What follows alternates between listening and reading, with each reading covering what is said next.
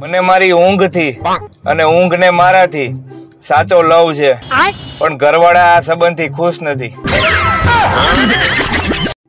મારા મિત્રને ચમચી ધોતાય નહોતું આવડતું. પછી મેં એને સલાહ આપી કે લગ્ન કર લે, તારે આ કઈ માથાકૂટ નો રહે. અચ્છા. હવે એને કપડા ધોતા, વાસણ સાફ કરતા, કચરા પોતા કરતા બધુંય આવડી ગયું. પત્ની આવી, શિક્ષણ લાવી. આ છોકરીઓને એની મંજિલ સુધી પહોંચતા કોઈ નો રોકી શકે સાહેબ. બસ રસ્તામાં પાણીપુરી વાળો ન હોવો જોઈએ. પત્ની પતિને કે મારું અડધું માથું દુખે. ઓલો કે જેટલું હોય એટલું દુખે. બસ ત્યારથી પતિનું આખું શરીર દુખે. જેની પાછળ રૂ શબ્દ આવે ને એ બહુ ખતરનાક હોય. અચ્છા. જેમ કે વાંદરું, કૂતરું, સાસરું, અંધારું, કાવતરું અને સૌથી વધુ ખતરનાક બૈરું. રમલી કે હું તારા પ્રેમમાં લૂંટાઈ ગઈ, બરબાદ થઈ ગઈ. તો જઈલો કે હું તારા પ્રેમમાં ક્યાં તલાટી બની ગયો છું, હું લૂંટાઈ ગયો છું અને ગામના છેલ્લા ખૂણે દાંતણ વેચું છું, લઈ જાજે. શિક્ષકે ક્લાસમાં પ્રશ્ન પૂછ્યો કે સાપની પૂંછડી પર પગ મૂકવો એટલે શું? તો એક છોકરો ઉભો થઈને કે પત્નીને વેકેશનમાં પિયર જતી રોકવી. કાલે એક પપ્પાની પરી પેટ્રોલ પંપ ઉપર 15 મિનિટ લાઈનમાં ઉભી રહી. અચ્છા. પછી વારો આવ્યો ને ત્યારે ઓલાએ કીધું કે બેન તમારું બાઇક તો ઇલેક્ટ્રિક છે. તો મિત્રો પૂછવું તું કે મમ્મી ને બધા મોમ કહીને બોલાવે છે. અચ્છા. તો સાસુ ને સોસ કહીને બોલાવી શકાય અને સસરા ને સોસ્યો. પહેલા ફસાવ્યો મને એની ઝાડમાં, પછી જેટલી વાર મેં હાથ ફેરવ્યો એના વાળમાં, હવે એ વાળ નીકળે છે ભાત અને દાળમાં. છોકરાઓને દારૂ અને છોકરીઓને મેકઅપ, એ ચડી જાય એટલે ઇંગ્લિશ જ બોલે. લગ્નના 7 ફેરામાંથી 4 જ ફેરા આપણે ત્યાં હોય છે. અચ્છા. અને એટલા માટે કારણ કે 4 જ ફેરામાં માણસ વઠો પડી જાય, બાકીના વધારાના 3 ફેરાની જરૂર જ નથી પડતી. પત્નીને વાવાઝોડું કેવા વાળા મારી આ વાત કાન ખોલીને સાંભળી લેજો અને બોલવામાં ધ્યાન રાખજો, કારણ કે કોઈને હોય એવું ન કહેવાય ભાઈ.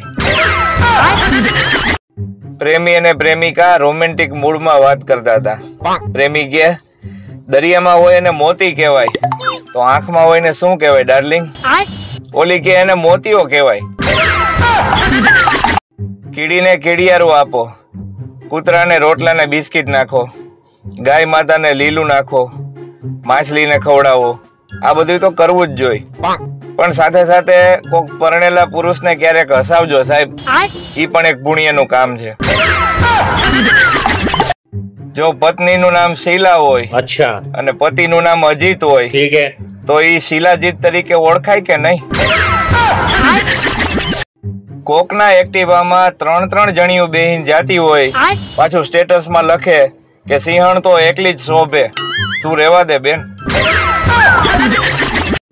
અત્યાર સુધી ઊંધિયું વેચવા વાળા ઊંધિયું, સ્પેશિયલ ઊંધિયું, સ્પેશિયલ રજવાડી ઊંધિયું એવું લખતા. અચ્છા. અને હવે ચાલુ થશે ઊંધિયું, ઊંધિયું પ્રો, ઊંધિયું પ્રો મેક્સ. છાસ, લીંબુ પાણી, સોડા, લસ્સી, આઈસ્ક્રીમ, ગોલા, આ તો બધા મનના વેમ છે. અચ્છા. સાચી ઠંડક તો પત્ની શાંત રહે ને એમાં જ છે. આપણે ત્યાં માણસો બે રમત ખૂબ સારી રીતે રમી જાણે. અચ્છા. એક તો જ્યાં હક ઈસાની વાત આવે ત્યાં કબડ્ડી રમે, અને જ્યાં જવાબદારી આવે ત્યાં ખો રમે. વર્ષો પહેલા એક ભાઈનો નંબર સેવ કર્યો હતો રેમડેસિવિર ના ઇન્જેક્શન માટે. અચ્છા. આજે એ ભાઈનો મેસેજ આવ્યો કે ઓરિજિનલ રત્નાગીરી હાફૂસ લઈ જાઓ, 1200 ની પેટી. પત્ની કે આપણે રેશમ પટ્ટો દડાવી લેવો છે ને. અચ્છા. પતિ કે કાપડ દડાઈ કોઈ દી કે ખાવાની વસ્તુ છે. ઓલી કે મરચાનું નામ છે. એક અજીબ મીઠાશ હોય છે પતિના લોહીમાં. જેવો મોકો મળે કે પત્ની પીવે છે જરૂર. જીવનમાં હરીફાઈ એટલી નથી નડતી જેટલી શરીફાઈ નડે.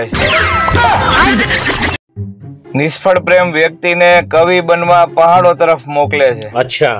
અને સફળ પ્રેમ વ્યક્તિને શાકભાજી લેવા માર્કેટ બાજુ મોકલે છે.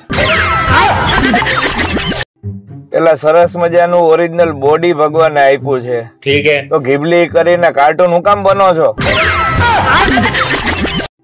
પતિ પત્ની ને કે તે તો તૈયાર થવામાં કલાક કરી, આમ જો હું 2 જ મિનિટમાં તૈયાર થઈ ગયો.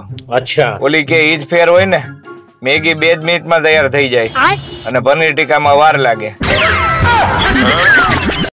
ઉધાર આપેલા પાછા લેવા એક ભાઈએ ફોન કર્યો કે ભાઈ તમે 10,000 રૂપિયા લઈ ગયા હતા, ઈ કેદી પાછા આપવાના છો? બોલો કે મને થોડી ખબર છે, હું થોડો જ્યોતિષ છું. બોલો હવે આનું શું કરવું? મનપસંદ પુરુષ મેળવવા માટે અવનવા વ્રત. અચ્છા. અને મનપસંદ સ્ત્રી મેળવવા માટે યુપીએસસી, જીપીએસસી, નીટ. વાહ. જ્યારે તમે છોકરી જોવા જાવ ને ત્યારે રસોઈ શું બનાવતા આવડે છે એવું પૂછવાને બદલે તું ઘરની રસોઈ જ ખાસ ને કે હોટલની દીકરી થાસ એમ પૂછવું જોઈએ.